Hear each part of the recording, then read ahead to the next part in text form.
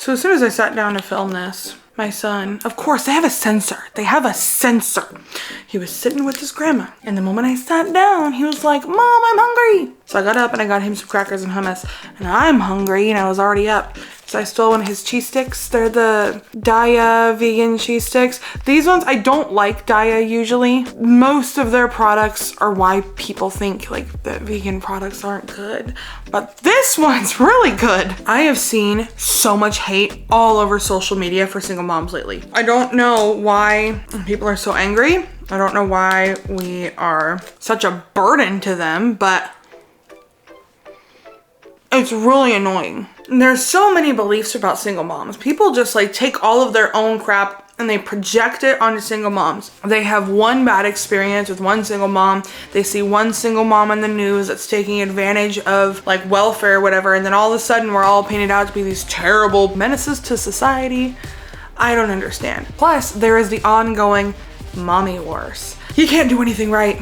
If one mom praises you, another mom is telling you you're doing it wrong. If you work really hard in this area, you're failing in this area. A stay-at-home mom will judge you for working outside of the home. A mom who works outside of the home is gonna judge you for staying at home. A mom is going to judge you for hiring a nanny to help with your kids so you can get stuff done. And then another mom will judge you and tell you that your house isn't clean enough. There's no winning. There's absolutely no winning. No matter what you do, someone's gonna have an opinion about something. And it's usually a stupid opinion. Our friends and family judge us the most. Like they love to tell us that we're not disciplining right, we're not raising them right, we're not schooling them right, we're not feeding them right, we're not teaching them right, we're not doing anything. There's always, everyone else is doing it better. They can do it better. The armchair parents can do it so much better than those of us actually out on the field. It's so much and it can really weigh on you. And it's something that I don't pretend to be completely over. I have really avoided even doing this, starting vlogging because I was so scared of the mommy wars that would ensue. I was scared of making a shift in my abusive relationship recovery content business to shift more towards moms and helping moms with their children as they're on their own recovery journey. I was so scared because, like I told my mom this morning, moms can be assholes. Moms can be some of the biggest assholes. There's two things that I really want to talk about that can really help shift our perspective on this. I have found that the less judgmental I became on myself, the less I judged other people. The more intensely I judged myself, the more I judged other people. If I hated my body and I judged my body, I would judge other women's bodies. If I hated the way my business was going, I would judge other people's businesses. If I hated my thoughts, I would judge other people's thoughts. If I hated the way that I was showing up as a parent, I judged the shit out of other moms. I'm not proud of it. I'm being honest and real. And then once I was able to process through that and realize that that was all pain and that I was judging myself so harshly, which is what was leading me to judging other people so harshly, once I was able to let that go, I realized, wow, I don't judge people nearly as heavily as I do. I mean, I'm human. It happens. But when I do judge people, I catch myself. I'm like, why? What is it about them that triggers that in me? What in me is that calling out? And the reason I bring this up is to realize that those people that are judging us so harshly, they're judging themselves even harsher. They don't trust themselves to make the right decision. They don't trust the way they are parenting. They second guess their X, Y, and Z, whatever it is. They're second guessing that in themselves. And realizing that that's just a projection onto me. Like, okay, I don't know if this is like, if I'm aging myself, but back in the day, we would actually have these things called projectors. And it was like a mirror, a light box with a bunch of mirrors in it.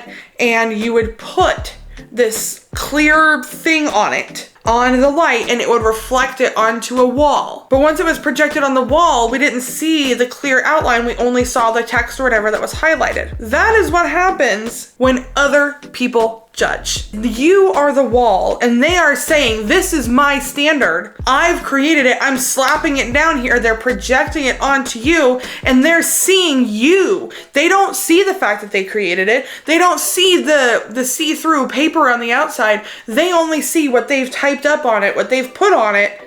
and they've decided that you are the problem, and they truly can't see that they're judging themselves so harshly that they need to work on themselves instead of focusing on you. Realizing that everyone's judgment is a projection onto you from their own ish helps to alleviate some of the pain. I'm not saying that makes it easier, and I'm not saying that makes it okay, and I'm not saying like making excuses or whatever, but it does make it easier to go, oh wow, you're being a real dick right now. You must have some issues. Like, are you okay? Are you okay at home? Is everything going all right? Do you need a hug? But once you're able to call that out, it doesn't hurt anymore, because you're like, wow, you're projecting that onto me. This is like your secondhand judgment. Eesh, it must really hurt down in your soul. The second thing that I want to talk about is something that I've learned a lot from my business coach lately. And it took a while for this to really get into my head. And to be honest, I'm still actively working on it. It's not something that I have fully overcome. I don't know that there's ever going to be a point where I'm going to ever completely overcome it, but it's letting other people be wrong. They can think that you're doing something the wrong way. They can think that they know better, and they're wrong. And that's okay. They can be wrong. They are allowed to have their thoughts in their mind. And we don't need to try to change that. We don't have to change what we're doing. We don't have to try to convince them. They're allowed to have whatever thought that they have. And that's okay. You don't have to let it get to you, and you don't have to respond. Of course, all of this is so much easier said than done, right? The things that people say do still get to me. They do still bother me, but they don't bother me nearly as much as they did. I right now live in a multi-generational household, and there's a lot of opinions on how I choose to raise my son, how I choose to parent him, how I choose to teach him, how I choose to feed him. And it gets really difficult sometimes to constantly hear it. But I know that what I'm doing is right. And I know the results of the parenting that I had seen, and I know that I want different ones. I am 100% okay with the direction that I'm going, and I don't second guess it. And I want to have that same energy with anyone else who comes at me. And that's the energy that I want you to have. Because Mama, you're doing a good job. Is there room for improvement? Absolutely. Is there room to learn and get better? Absolutely. But we can't let those things hold us back. We can't let other people's projections blind us to the fact that we're awesome and we're working really hard and we love our kids and we want to show up for our kids the best that we possibly can. That is incredibly powerful and beautiful. So, okay, Carly, that's all fine and good. Thanks for the hype talk, but how do I actually get to that point? There are a few different ways that I process through negativity, especially when it is something that's really sitting with me and really bothering me. There are a handful of things that I do consistently. So I am a really big journaler. I have published a journal for survivors of abuse. I do journal prompts. I am always writing in my journal my goals, what's holding me back, who I want to be. And that has seriously helped me because my brain is a mess of constant chaos. We have hundreds of thousands of thoughts per day, and all of those thoughts swirling around together creates a tornado of absolute chaos. Being able to work through that chaos and pinpoint why certain things are bothering me has helped me solidify, one, getting them out of my head, but also going, okay, this is something I want to work on, and I don't want this thought to bother me anymore. I've been obsessing over it, and it makes no sense, so what can I do to work through it? Something else that I do that's not quite conventional or as fancy sounding is listening to really loud music in the car. I live for that. Honestly, when someone says something to me and I really struggle with it and I get mad, I will let myself get mad. And I will get in the car and I will drive and I will turn up a song. Usually a metal song so I can scream a lot along with it. Turn it up really loud, I roll my windows down and I just let it out. I find songs that do not have the most wholesome lyrics. They usually involve some swear words, usually starting with the letter F, and I will just drive. Being surrounded by the music is a really good sensory experience for me, but also singing at the top of my lungs and just imagining I'm singing it to them. Like, I don't know about y'all, but in high school, I used to have like full-on musical battles in my head where I would be the person on the stage singing this song and the person that I didn't like was watching in the audience and I was directing it all at them. I don't know. I mean, I still do that. I am almost 29 years old and I still do that because it works. It lets me get all of my anger and frustration out. Something else that I do is lifting. I love going to the gym and I love lifting really heavy. pushing my body to the limit seriously helps me get out some of that aggression. And plus, when I can turn on those really loud songs and just pushing metal, it lets me get all of that aggression out with each time that I push.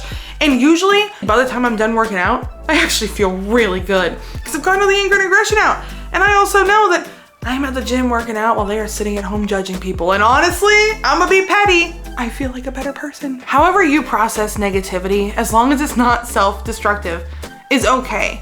It is okay to be bothered by something. It is okay to not be bothered by something. It is okay to be bothered by something that you've already been like kind of obsessing over for a while, and it kind of nips at you and you're like, oh my gosh, I need to rush to make this change. However you feel is okay.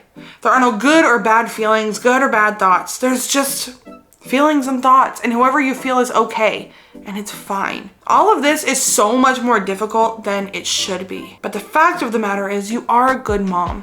You're showing up for your kids. You're making sure that they are taken care of, and you're doing everything you can to better yourself. And that's pretty friggin' incredible. Learning to let other people live in their shit and not get pulled in with it is incredibly difficult. And I commend you for even being open to the opportunity. It's going to get better. It's easier said than done, and it's going to take some effort, but you've got this.